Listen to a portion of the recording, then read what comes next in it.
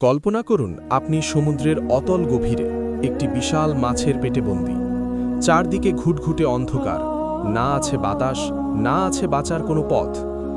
এমন এক অলৌকিক পরিস্থিতির সম্মুখীন হয়েছিলেন আল্লাহর নবী হজরত ইউনুস আলাইহিসসালাম।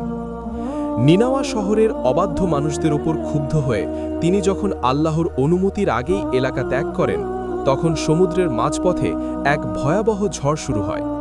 লটারির মাধ্যমে তাকে উত্তাল সমুদ্রে ফেলে দেওয়া হলে আল্লাহর নির্দেশে একটি বিশাল মাছ তাকে গিলে ফেলে।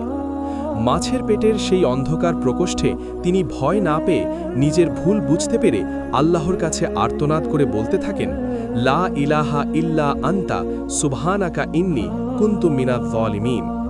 তার এই আন্তরিক তাওবা কবুল করে আল্লাহ তাকে মৃত্যুর মুখ থেকে রক্ষা করেন। মাছটি তাকে জীবিত অবস্থায় তীরে উগরে দেয়।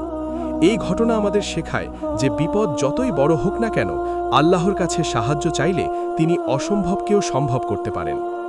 এমন আরও শিক্ষণীয় কাহিনী জানতে আমাদের সাথেই থাকুন।